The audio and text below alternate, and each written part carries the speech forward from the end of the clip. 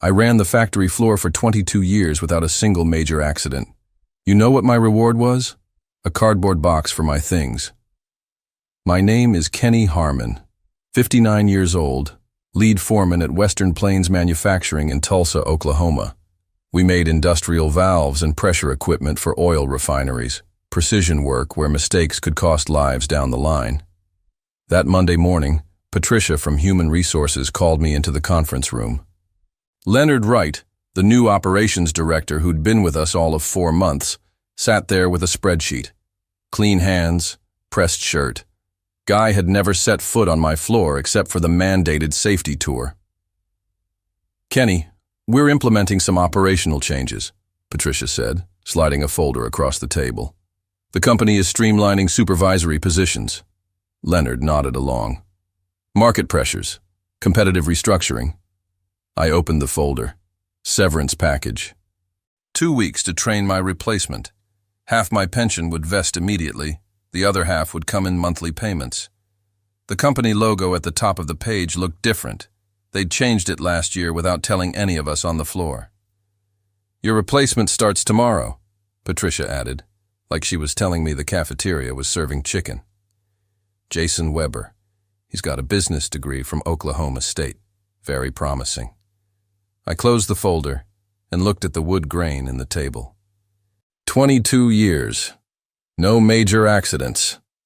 346 employees had gone home safe under my watch, day after day. I'd built the safety protocols they still used, implemented the maintenance schedules they followed, trained every foreman and lead tech on that floor. "I understand," I said. Leonard looked relieved. Patricia's smile barely reached her eyes. That night, I drove home the long way, past the riverfront where the old refineries used to stand. My father had worked there before the companies moved south. He'd always told me, "Kenny, a man's value is in what he builds, not what he says." I'd built something at Western Plains, a system, a culture, a record. And now I had 2 weeks to hand it over to a kid who wouldn't understand what he was dismantling. When I got home, I called my old buddy Frank, who'd retired last year.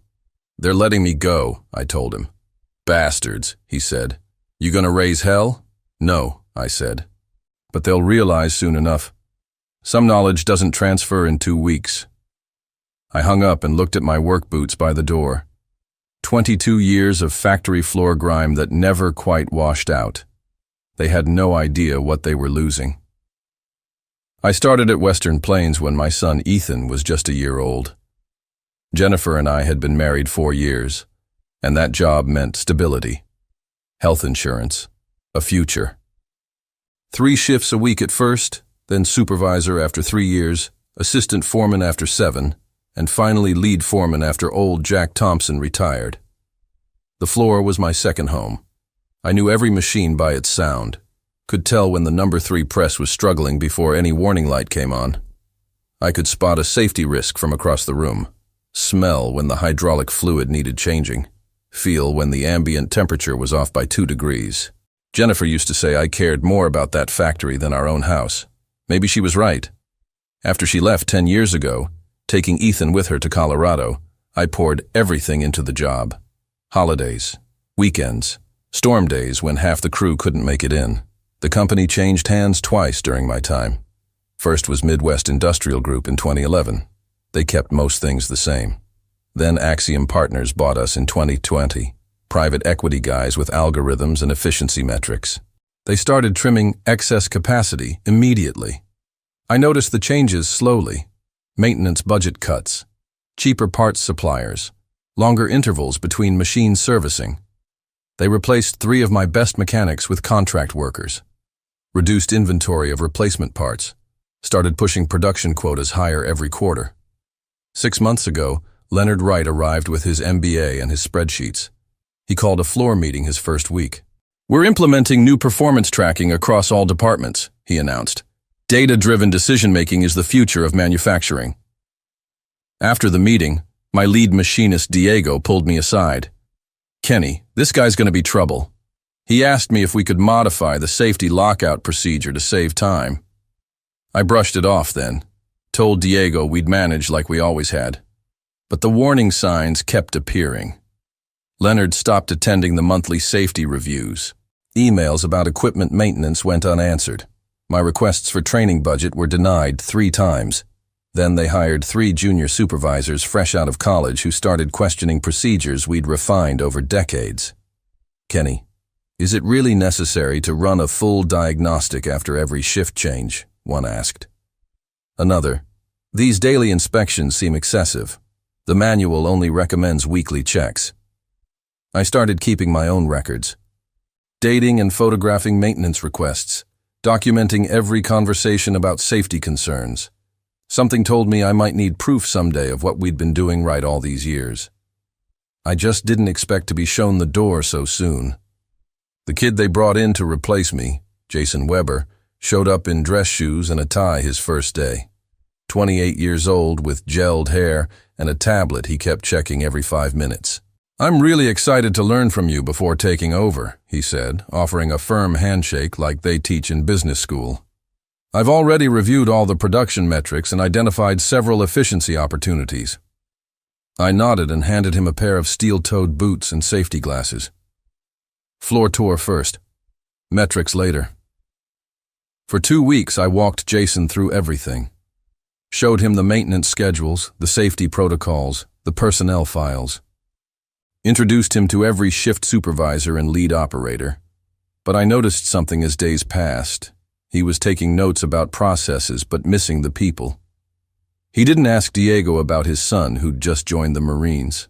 Didn't remember that Alicia on the assembly line needed extra break time for her diabetes. Didn't understand that you had to sweet-talk the number 2 milling machine on cold mornings. On my last Thursday, I overheard him talking to Leonard in the break room. "Once we implement the new shift schedule, we can probably consolidate 2 of the maintenance positions," Jason said. "And that safety redundancy Kenny insists on for the hydraulic press. The manual doesn't require those extra checks." Leonard nodded, pleased. Exactly the fresh perspective we needed. They didn't see me standing there. I walked away quietly, something cold settling in my stomach. These weren't just changes to save money. They were dismantling safeguards I'd built over decades, protections that kept people from losing fingers, arms, or worse. That afternoon I made a decision. I called an impromptu meeting with my most trusted people, Diego, Alicia, Sam from maintenance, and Russell, who ran night shift. We met in the parking lot after work. "They're going to start cutting corners," I told them, "and the new kid doesn't know what he doesn't know." "What do you want us to do, Kenny?" Diego asked. "We can't just ignore the new boss." "No," I agreed, "but you can document everything. Keep your own records. And if things start going sideways with the equipment..." I handed each of them my personal phone number written on index cards. "Call me. Not management. Me." I spent my final day clearing out my locker. Jason was already sitting at my desk, rearranging things. I handed him my keys. "Any last advice?" he asked, barely looking up from his tablet. "Yeah," I said. "Listen to the floor. The machines talk to you if you pay attention." He smiled politely, clearly not understanding. I walked out without ceremony. No party, no cake, no speech. 22 years ended with a handshake from Patricia in Human Resources and a parking lot exit badge that deactivated as soon as I drove away. But I wasn't done with Western Plains. Not really. I was just waiting. 3 weeks after I left, Diego called me. "They're changing the maintenance schedule on the hydraulic presses," he said, voice low like he was hiding in the supply closet. "Pushing it from weekly to bi-weekly inspections." "Document it," I said. "Note any pressure changes, any leaks, any unusual sounds."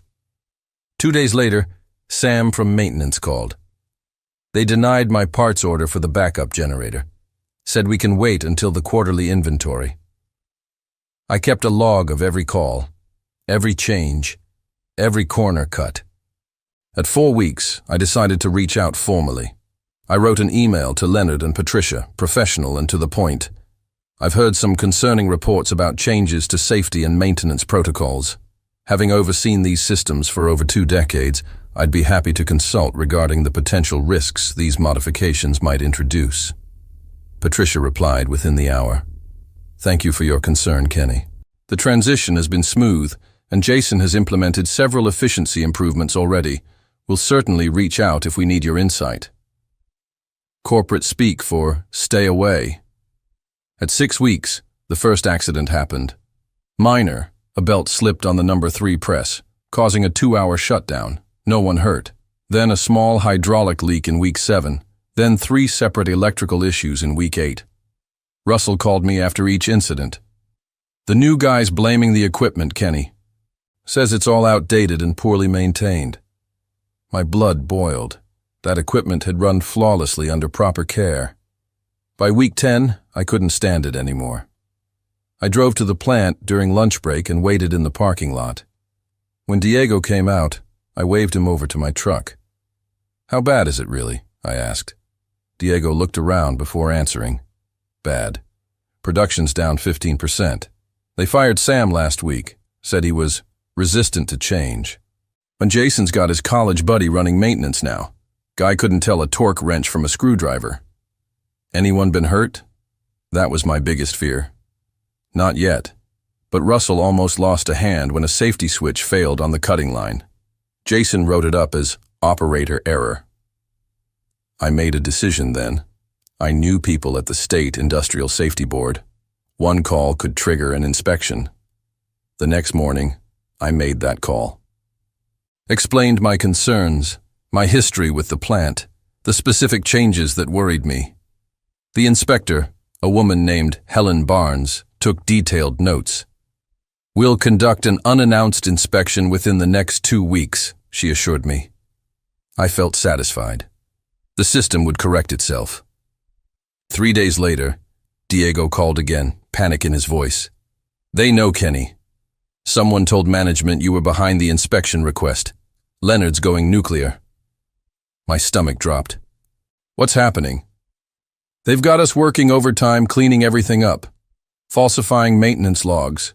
The production lines shut down so they can fix all the problems before the inspection. Then came the legal letter, hand-delivered to my house by courier. Western Plains Manufacturing was accusing me of malicious interference with business operations and violation of non-disclosure agreements. They threatened a lawsuit if I continued spreading false information about company practices. I called my lawyer, Bill Henderson. He reviewed the letter and sighed. They're bluffing about the NDA violations. You haven't shared any proprietary information. But they could make your life difficult with legal fees alone. Can they stop the inspection? I asked. No. Once the safety board decides to inspect, it happens. But Kenny, be careful. These corporate types play dirty when cornered.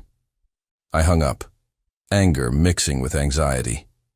They were trying to intimidate me into silence while hurriedly fixing the very problems I'd highlighted. But what would happen after the inspection passed? They'd go right back to cutting corners, only more carefully next time. I needed more than one inspection. I needed evidence of systemic negligence. The inspection came and went. Western Plains passed. Barely. Helen Barnes called me afterward. They fixed the immediate safety issues, she said. But I noted several concerns in my report. Their maintenance documentation was inconsistent. Several employees seemed rehearsed in their responses. Will there be penalties? I asked. Minor ones, not enough to change behavior long term.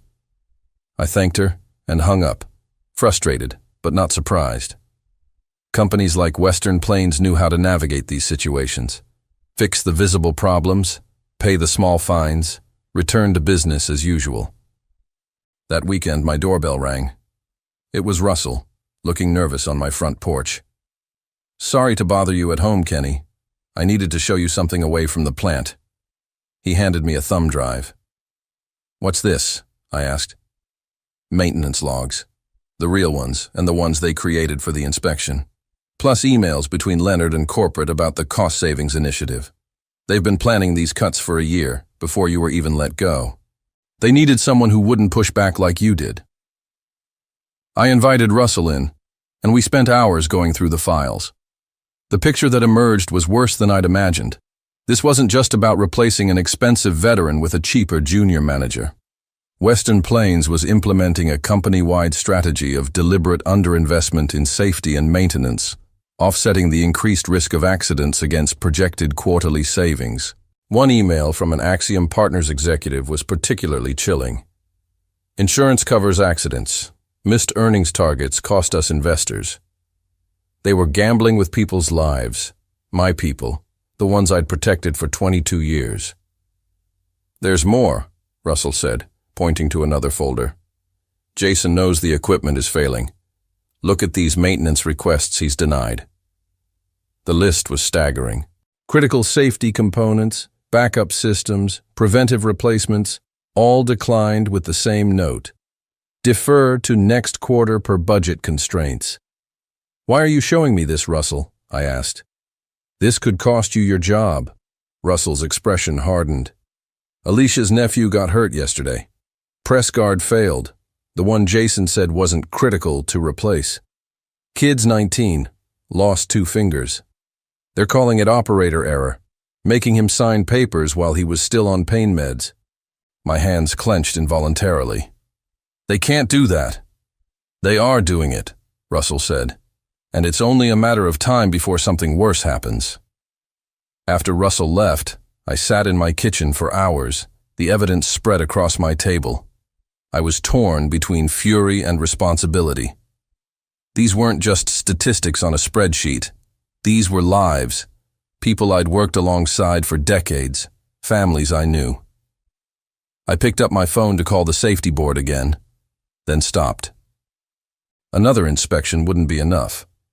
Western Plains would clean up temporarily, pay another fine, continue the cycle. No, this required a different approach. I called Diego, then Alicia, then 6 other trusted veterans from the floor. We arranged to meet at Frank's house the next day, neutral territory.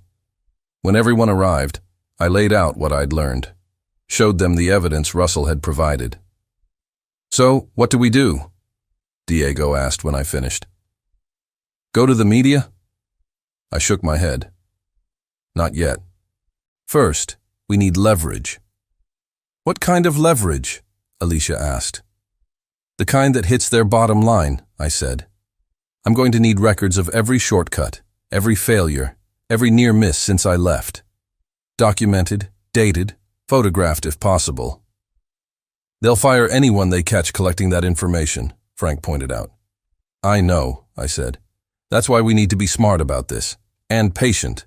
I looked around at these people, skilled workers who deserved better than being treated as disposable parts in a corporate machine. Give me 2 weeks, I said, and whatever you do, keep your eyes open and stay safe. For the next 2 weeks, I became a ghost at Western Plains. I never set foot on the property, but my presence was felt. Diego and the others fed me information daily, shift reports, equipment failures, safety incidents. I compiled everything meticulously, building a case that couldn't be dismissed. Meanwhile, I made 3 key moves. First, I reached out to George Lawson, a former client who now worked for Western Plains' biggest customer, Meridian Energy Solutions. We met for coffee at a diner 20 miles from the plant. Kenny, good to see you, George said, shaking my hand. Been wondering where you disappeared to. Forced retirement, I said, but that's not why I asked to meet. I showed him photos of defective pressure valves that had shipped from Western Plains in the past month, valves that would be installed in Meridian systems. These passed inspection? George asked, frowning. The new inspection process, yes. The corner cutting has consequences, George. I couldn't live with myself if something failed at one of your facilities. George studied the photos carefully. This is serious, Kenny. We've got 30-year relationships with our suppliers, but safety comes first. All I'm asking is that Meridian conducts its own quality audit. See for yourself. My second move was contacting Helen Barnes again at the safety board. This time, instead of general concerns, I provided specific documented violations, complete with dates, times, and photographic evidence. This is much more substantial than before, Helen said. I'll need to bring my supervisor in on this. I understand, I told her. Just please keep my name out of it for now. The third move was the riskiest. I reached out to Jason Weber directly, asked him to meet me for lunch away from the plant. To my surprise, he agreed. He looked tired when he showed up at the restaurant, dark circles under his eyes, his collar slightly askew. I appreciate you meeting me, I said after we ordered. How's the floor running? Jason ran a hand through his hair. Honestly, it's a mess. Equipment failing left and right, corporates breathing down my neck about production targets, but I can't make quota with half the line breaking down every other day. They didn't tell you what you were walking into, did they? They said the operation needed modernizing, that you were resistant to change, but every time I try to fix something, 3 more problems pop up. I nodded. That's because they dismantled a system that worked. Those maintenance schedules you scrapped? They weren't excessive. They were necessary. Leonard says the budget can't support that level of maintenance. And how's the budget looking with production down and quality issues rising? Jason's silence was answer enough. Listen, I said, I didn't ask you here to gloat. I asked because in about 2 weeks, several things are going to happen. Meridian Energy is going to demand a quality audit. The safety board is going to conduct another surprise inspection, and the evidence of systematic safety violations is going to land on several desks, including corporate headquarters. Jason paled. Are you threatening me? No, I'm giving you a choice. You can be the fall guy when this all comes crashing down, the inexperienced manager who couldn't handle the job, or you can get ahead of it. How? By documenting everything Leonard and corporate have pushed on you. Every maintenance request you submitted that was denied. Every safety concern that was dismissed. Jason stared at his untouched food. They'll fire me. Maybe. But you'd be doing the right thing. And you wouldn't have a preventable death on your conscience. I left Jason with my card. Think about it. You've got 1 week. 3 days later, he texted me. I'm in. What do you need from me? The pieces were falling into place. Now we just needed one final push. A situation that would force Western Plains to face the consequences of their choices. As if on cue, the #1 hydraulic press, the heart of the production line, catastrophically failed the next day. No injuries, thankfully, but production ground to a halt. The crisis point had arrived. My phone rang at 6:15 a.m. It was Leonard Wright himself. Kenny, he said, strain evident in his voice. We have a situation at the plant. So I've heard, I replied calmly. The shutdown had been all over the plant group chat by midnight. Look, I'll be direct. We need your expertise. The main press is down, production's halted, and we have orders backing up. Our maintenance team can't identify the problem. That's because you fired Sam, who maintained that press for 15 years, I pointed out. Leonard's sigh was heavy. Can we set aside the past for now? The company is willing to bring you in as a consultant to get us operational again. I'm listening. $300 per hour, cash. No questions asked about how you fix it. We just need it running by end of week. I almost laughed. They thought this was about money. I'll be there in an hour, I said. But I have conditions. 1. I bring my own team, Diego, Russell, and Alicia. 2. I have complete authority over repair decisions and parts orders. 3. I want access to all maintenance records for the past 6 months. Leonard hesitated then.